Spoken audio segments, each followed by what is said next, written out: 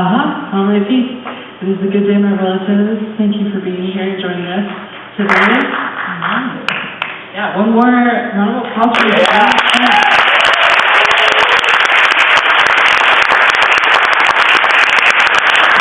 It's so beautiful and very powerful to watch. And I think I want to start with actually the end, because I know there's more to that story there. So like you all to explain a little bit more of the end, like what exactly happened with Leonard and how are things now?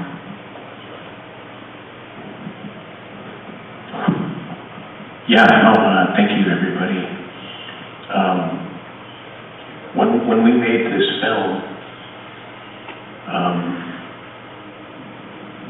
we premiered at Sundance, which was January 27th, I believe, of this year. And the announcement that came literally 14 minutes before Biden left office.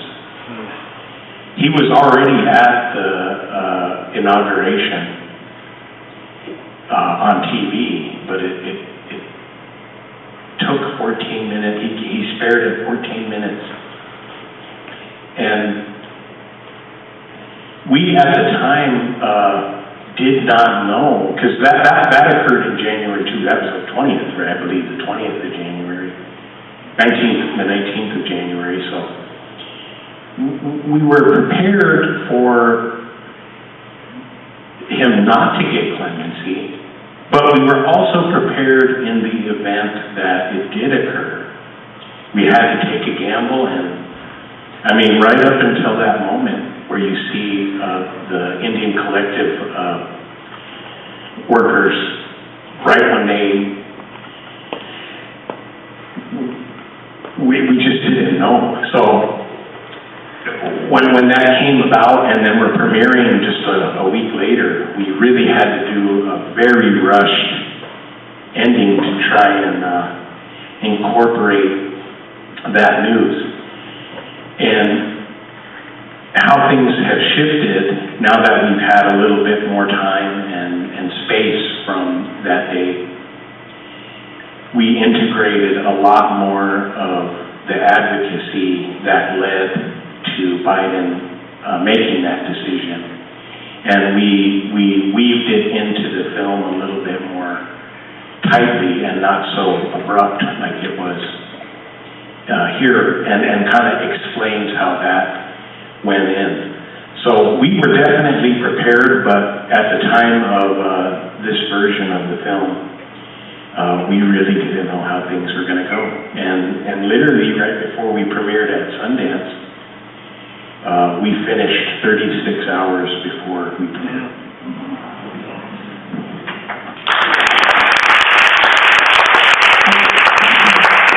I think that we hold a record for having the latest film, getting it done right before the premiere. But I think we hold that record, but it was with good reason. Right, and can you talk a little bit more about what his freedom looks like in his story and, well, his freedom, right? Yes, initially when we started making this film, it was more of an advocacy piece. It was a piece to lobby the White House. We did even, with the earlier version, we had a Capitol Hill screening because it was to lobby all the people in power to, kind of get noticed. But, Jesse and I were just talking about this recently. When I started this, because I do commercial work as well as big studio work, and people, when I started this, they were like, "Jane, why are you doing this? He'll never get out. This is a story that's went through multiple generations of people, and, this is, he'll never get out." And that kind of made me mad, because I was like, now I want him to get out, so I'm going to do this. And, we thought about the community, and we thought about all of the people, that came before us, because it wasn't us trying to do anything new. We stand on the shoulders of all the advocates before, all of the former AIM leaders, all of the attorneys, everybody that was trying to get him out. So we were just, part of this amazing group of people. But, it was just a huge story that I wanted to be a part of. And we all we never gave up. Everybody had a feeling it was going to be now or never. And when Jesse was just telling you that it popped up on the White House website, it was up for 30 minutes. Then they took it down. 30 minutes. Everybody was screenshotting it though. And so, you know, I mean, Leonard is such a controversial person. This case is controversial, but as you see when everything is laid out, there was no reason why he should have been in there for 50 years. And not just in any prison, a maximum security prison, which means he was in federal maximum security, which he was locked up 23 hours a day. So just think, for that whole time, I mean, he's been in there and, you know, didn't deserve to be in there. Right. So that kind of leads into my next question is, how did the film get started? Why did it get started now? Because the story has been done so many times in various mediums. So why now? How did this happen now? And then why did you get involved with this movie?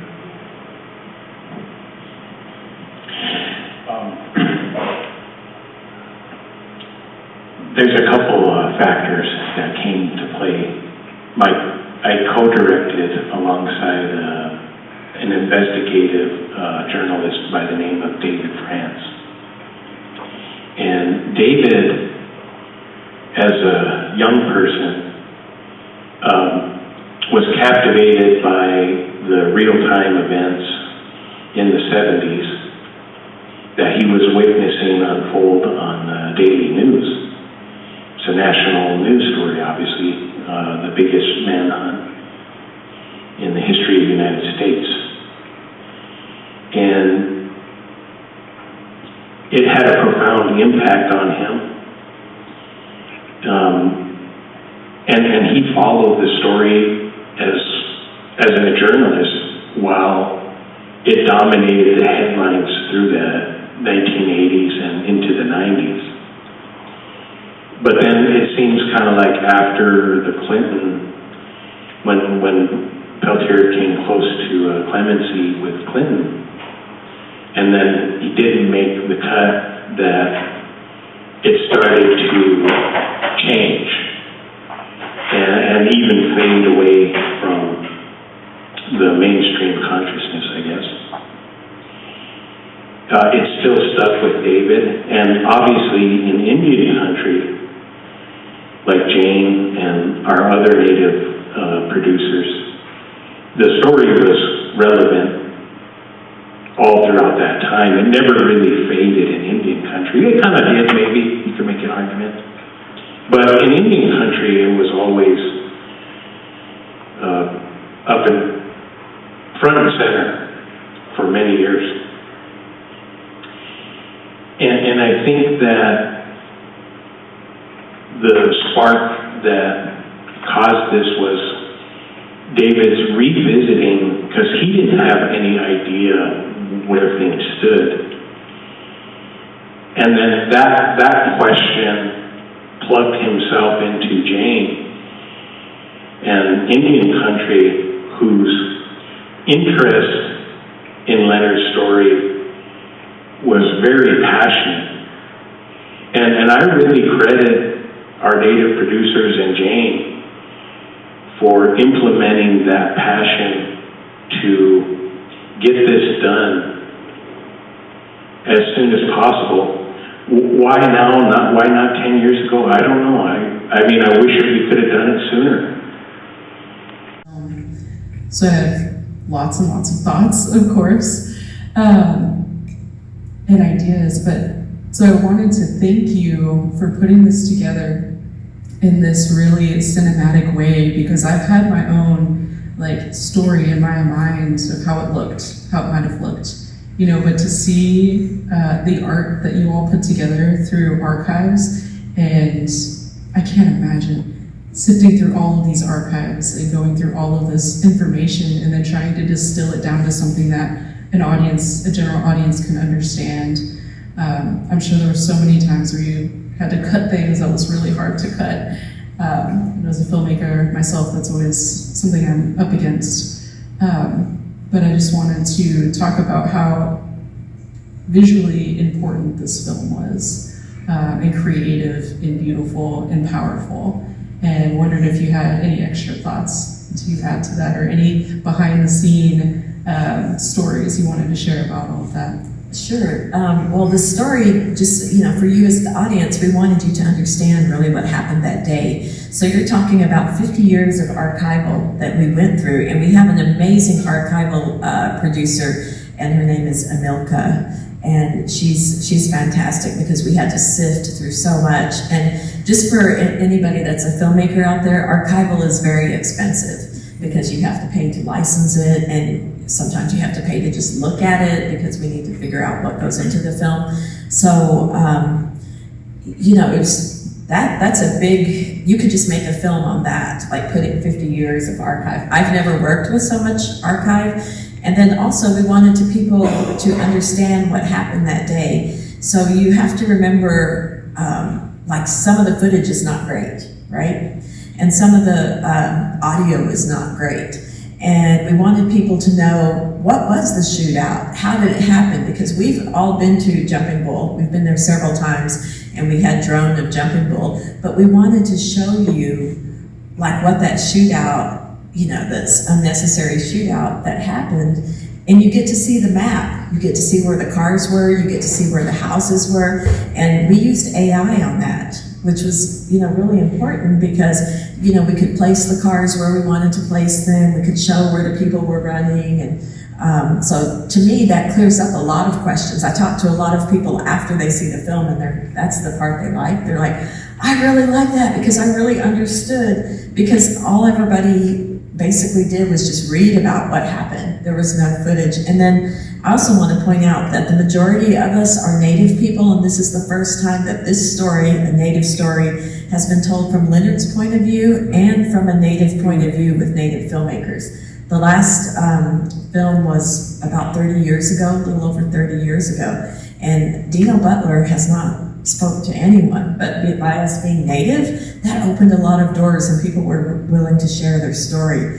But we also strengthened Leonard's voice, because some of the audio, the early audio that you see, of him in prison, the audio wasn't that great. So we wanted to make sure, like, Leonard he's a warrior, and we wanted his voice to have strength throughout the whole film. So probably if you're watching it, you don't realize that, but that was like a little behind the scenes kind of thing that we did to make sure that he had that strong, warrior voice throughout everything.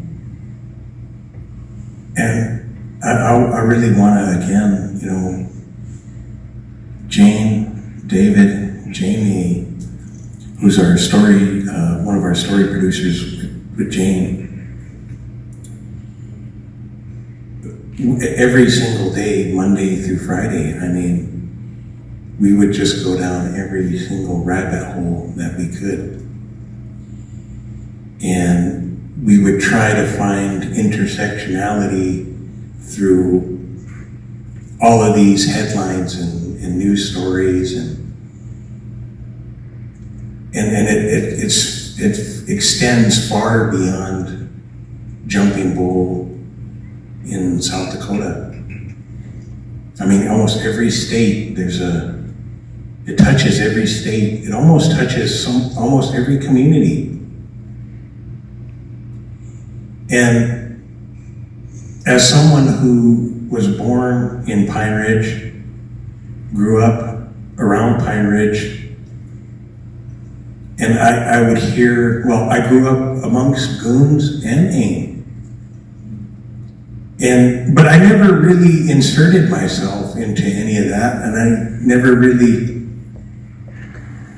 wanted to, because it was hurtful things, right?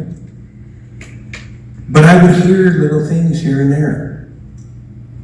And when we started this, there were two things that kept me up at night. One was, what have been if he did do it? And the other was, what have been if he was involved with another anime aquash? Those two questions kept me up at night. And what we saw through all of this material, books, video clips, old interviews, old prison phone calls that were recorded, FBI files. You could make a version of this story to fit almost any narrative. There's enough stuff out there that you could say, he did do it. There's enough stuff out there that you could say, he was involved with this. There's enough stuff to say, these were just derelicts, no-gooders, troublemakers. All that stuff exists out there. And at the end of the day,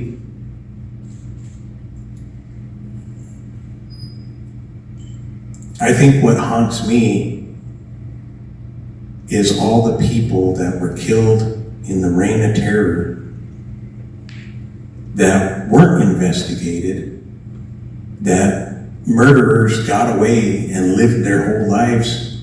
We never even know their name. And that's why Leonard doesn't talk about who actually was the executioner of those two that came on there. And I agree with him, because we don't even have a tally, an accurate tally of how many people died in that period from 1970 to 75. We have a good number. I know Alex Whiteplume, who witnessed a lot of that stuff, and a lot of that violence affected his family. He mentioned 60. It could be well over 100 people, maybe even slightly more. That's how brutal it was. And I say that understanding that even this community has seen, violence in its history. That being said, I think that, and this is just what I believe in my heart, me not being as close to this story, even though growing up there,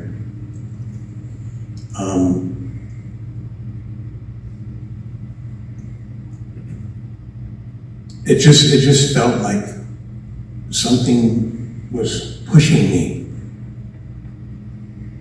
to help this story. And I don't know what that is. I don't know if that's God or if that's Tunkashila, or I don't know.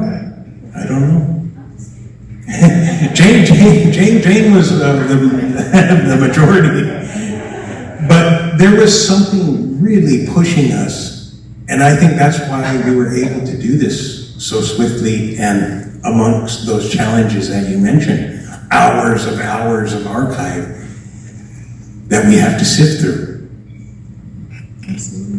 When I came on to this, the narrative was going a different direction, and I was reviewing some things that they had already shot, and this is before we had Jesse. And I said, this is not the story. I said, we need to follow the people with Indian Collective. We need to follow the legislative advocates, Holly. We need to show this like the native direction that it needs to go, and we need a native director. And I said, I'm gonna call Jesse. And Jesse just came off of Lakota Nation versus the United States. Anybody has seen that? And he had just won 2 Emmys. And so I called him. He goes, Jane, I'm tired. I just came off. And I said, well, I'm tired too, and I'm old.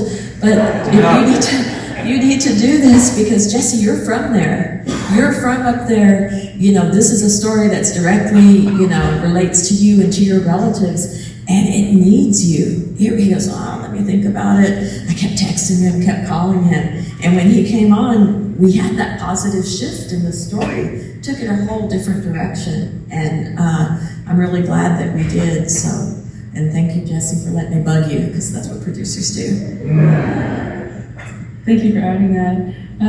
I want to leave some time for the audience to ask questions as well, but I did want to ask before we forget, or it's not mentioned, do you know if this will be streaming yet? Or I know you're on the festival round that just started, so maybe distribution isn't a conversation yet, but I was just curious if you all knew anything about that, where it will be someday. Sure, you can start watching for it. Well, we had to pause. We have a sales agent, and we had to pause that so we could do the new ending. So what you're seeing is this is what we submitted to Sundance Film Festival. and this is the festival cut. But we had to reopen the film to add Leonard walking out of prison, Leonard getting on a plane, Leonard landing in North Dakota, Leonard walking into his beautiful home for the first time, and then Leonard being welcomed by his tribe because they had a big welcoming the next day after he returned home. So we needed time to do that. So hopefully it'll get like a small theatrical distribution, but you'll see it on a major streaming platform. Thank you. And we're gonna re-premiere the new version sometime very soon. And hopefully build off of that optimism. All right, exciting. Okay, what questions do you all have in the audience? And I was part of the team that did the third appeal for Leonard. So my question to you is, I remember when everything went down with President Clinton. My question to you is, do you think that Biden let anybody know that he was planning to free Leonard? And do you think there was any pushback before he did it? Or do you think Trump was kind of creating such a havoc that nobody even saw it coming? Because I remember the battle that Ramsey Clark and Bill Kunstler and Bruce Ellison and those of us that were getting all the documentation, fighting against the FBI and the misinformation that was out there. So I just wondered if President Biden was able to keep it such a secret that nobody, because when I got the phone call, I was blown away and cried.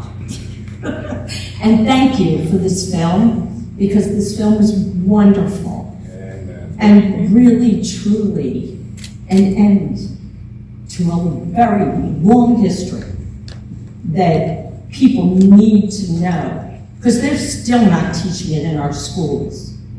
So it's up to us as parents, as future generations, to keep it alive and let people know that even today it's still going on. So thank you. And then if you have any insight into President Biden, I'd love to know it.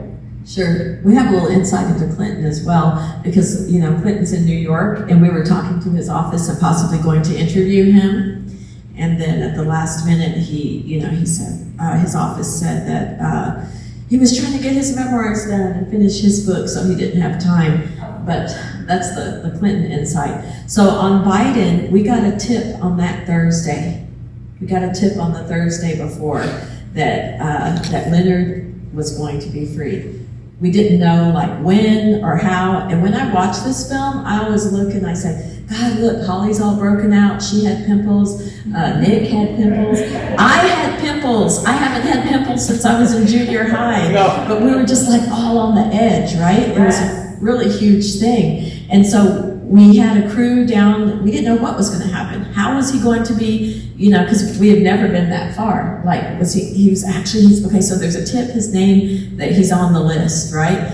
So Biden could not have left office without knowing or without saying, oh, I never heard of Peltier. You had the Pope. He was on the 2 lists that the Pope sent over. He was on, you had Deb Haaland, who's best friends with Jill Biden. She was pushing, and having Jill talk to him. You had Mark Macaro, who was on the Air Force One along with Governor Lewis from Gila River. They were on Air Force One when Biden flew to Arizona and Deb Haaland was on there too, when Biden flew to Arizona to give the apology for the boarding schools. And Mark Macaro, who's Holly's husband, who's the president of the National Congress of American Indians, said, well, an apology is good, but there has to be an action. What's the action? Leonard is a survivor from boarding school. He went to boarding school, and Biden said, I'll look into it.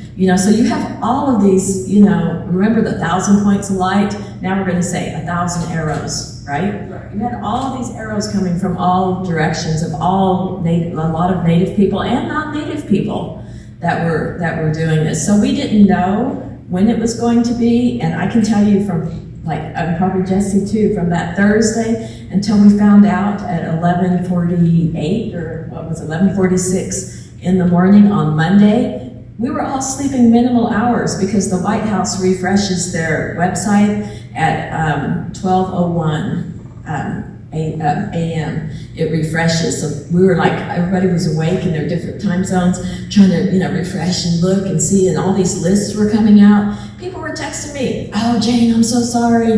That list came out. His name's not on the list." I said, no.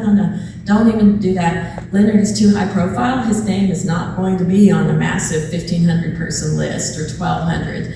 So, I think it was sitting there waiting, and, Biden had it ready to go out as he walked in, and he was already in the building. So, we waited from like Thursday, Friday, Saturday, Sunday, and then that Monday morning was the final, and I think I slept most of the day after that happened, because I had just been on edge. Holly and I texting each other, texting Nick, texting Jesse, texting David France. I mean, all of us. It was just a nonstop thing. And I had pimples. And like Jane said, two very significant things. Deb Haaland being in Biden's ear, and Biden being Catholic, and the Pope. Remember, they were supposed to meet, Biden and the Pope, somewhere towards the end. And a lot of Indian Collective people were very hopeful that meeting would take place, and it didn't. But it was that letter that he wrote to him, and like Jane said, combine that with so many heads of tribal nations, and even the small things, like you said, like even just little actions that all come. A signature. They had a massive signature, a new petition signature that came out that year. All of those things, I think, helped those two closest to Biden make that final push. And there were forces working against it. And that's why I think we didn't get the full pardon. And that definitely was coming from the FBI side. And nice to meet you, especially,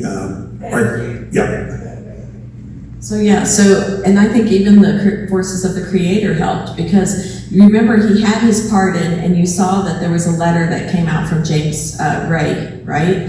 So Ray wrote this letter strongly opposing, and the next thing wouldn't be for 15 years. He would be 95 if he got another parole hearing. So think about this. Trump was very angry at Ray.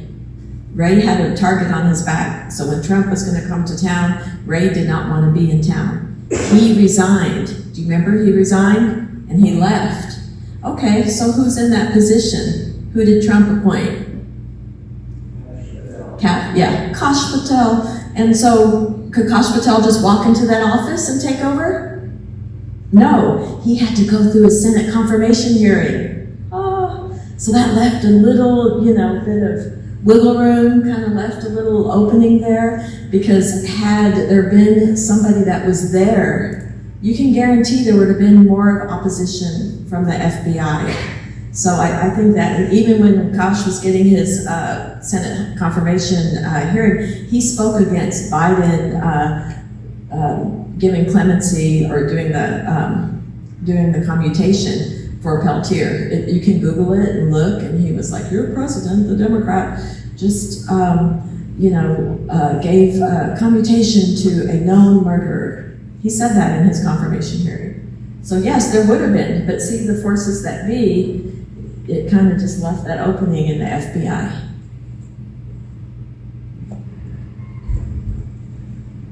Any other questions in the back?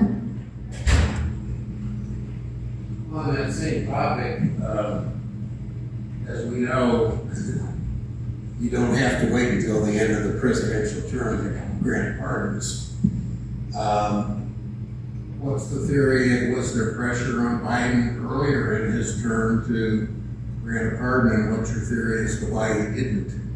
And had the election come out differently, either Biden stayed in and got reelected or Harris got elected, would we be waiting, would Leonard be waiting another 3.5 years before he'd be seriously considered for hard to get in your opinion? I know you don't know.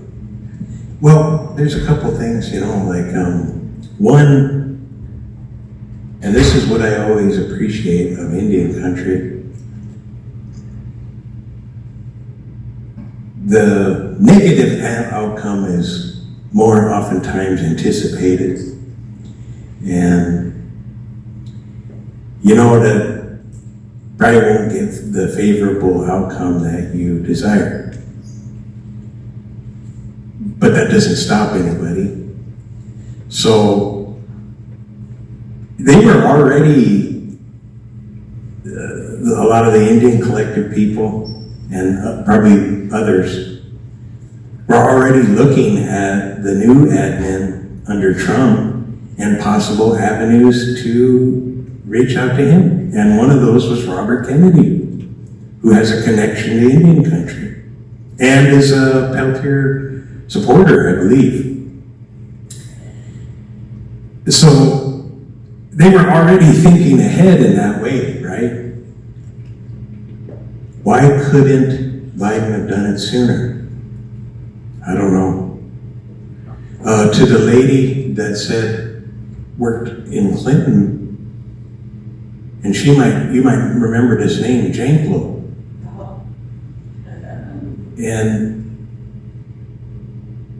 the lies that he told that helped derail that bid of clemency that you worked on was heavily damaged, I assume, by Janklow telling lies. And I think if we go back to the land and the deceit, again, I don't think any of the violence reaches this level. I think that those agents would probably still be alive. Joseph Stunts would be alive. Anna Mae would be alive if there wasn't resources on Indian land that the government was trying to manipulate into its favor. And that boils down to uranium. Because the same violence, the same problems, the corruption existed on every reservation. Rosebud Nation, or Rosebud Sioux Tribe was experiencing corruption, violence, racial violence.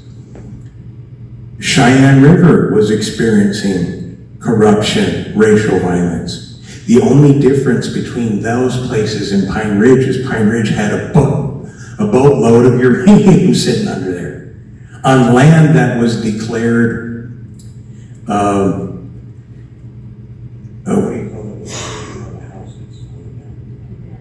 land that was condemned. And once they got the mineral rights, the Department of Interior got the mineral rights to that land, guess what? The violence starts to taper down.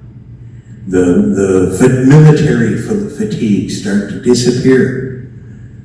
The heavy machine guns, the SWAT teams, the FBI, they all start to pull back. They accomplish their goal. That's a hard pill to face because that story isn't well known. So the government would have to acknowledge that they, again, in the long history of dealing with Indian country, swindled a tribe. So do you want to admit that that occurred in 1975? After countless treaty violations, after countless massacres? That's a hard pill to swallow. You have to acknowledge that that crime was committed. And what's it more easier to do? Especially if you don't want to start trouble. If you don't want to start trouble, you have to be in that denial. And that's what, the fact that the FBI couldn't hold a mirror up to itself, the fact that the Department of Interior couldn't hold a mirror up to itself, well, the president wasn't going to do so. And that's why it was, that's just a hellacious place to be for poor Leonard, you know?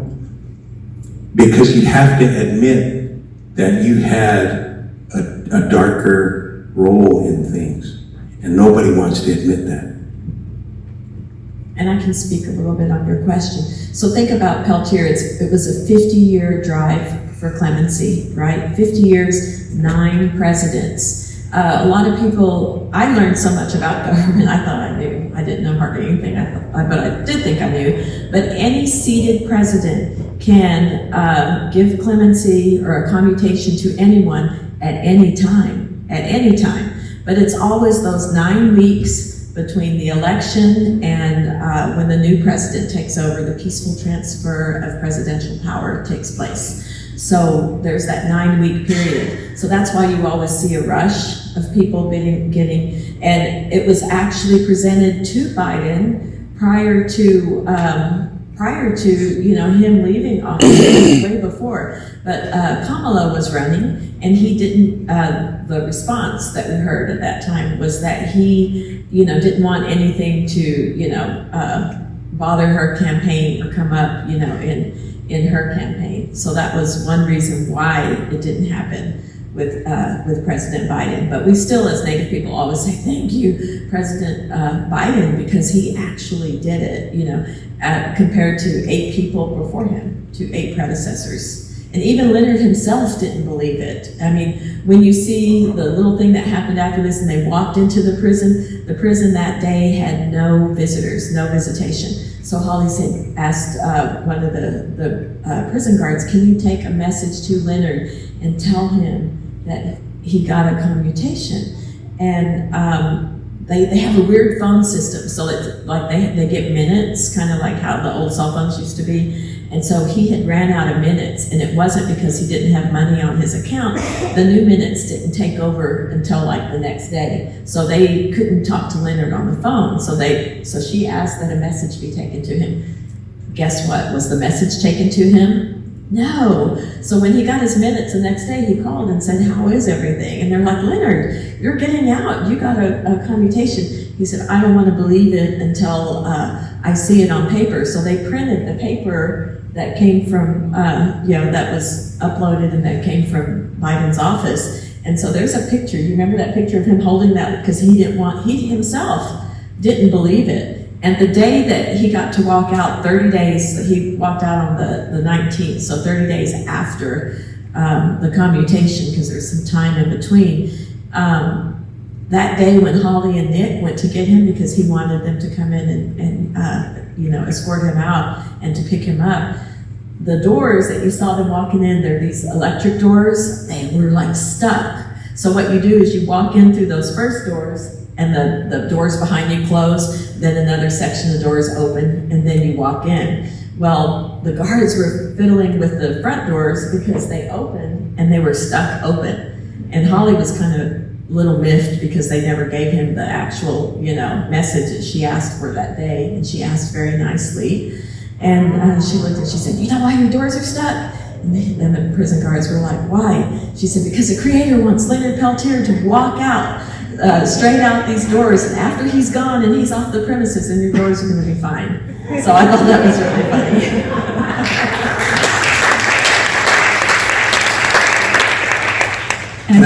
Can I add one more thing, quick thing? Is there another question? I believe that Leonard, those 2 FBI agents, Joseph Stuntz, and all the people that were brutalized during that time, all paid the price for that land. Again, at the end of the day, it's the land. And I truly believe that in my heart. I think that's a beautiful sentiment to end on. Please give a huge round of applause to Jesse King and Rebecca. Native people. movie was well done, from some very reliable people, and I can assure you that everything that you've seen, we have evidence of all of this, and more, actually. It's just because of the timeline, we couldn't put it all in there yet. But I'm hoping this has an effect on you that you will want to do something about crimes committed against American people and American citizens, such as what they've done to Native people and from this country, from this Turtle Island, and myself and all the other people that have not had their day in court on Pine Ridge or all the other reservations. We want the world to know that we are no longer reservations. We have become the nations who made treaties with the United States government. As the Constitution of the United States says, they would not make any treaties with anything but sovereign nations. So we are sovereign nations. We need you to stand up for us. We need you to help us tell America that we are sovereign nations and we want our nationhood back. We want our stories told. We want the stories of the genocide that you committed against us. Women, children, babies you enslaved and killed. You tried to enslave us. Look at the history, look at the facts. That's true. And we fought that. We fought it. We're still fighting it. And we need you to help us to win this battle, one final battle where we can be totally free. We need your help. And I'm pleading to you to help us. When you leave this theater, you make a commitment that you will help us. Again, I hope you enjoyed it, or as much as you can. I know it was pretty rough in some areas, but sometimes you have to shock the audience to be able to get them to act, and that was one of our intents. And I want to thank you for your help and support over the years, and I'm very, very grateful. I went from living in hell for 49 years, February 6th, started my 50th year, to a situation like I died and went to heaven. I got a nice house, I got everything I need in here, and I'm still, it's still not over for me. I'm still kind of basically on house arrest, and but this is awesome. It is awesome. I'm so grateful. I just want to start crying. But thank you everybody for being here, and please spread the word on this bill, please.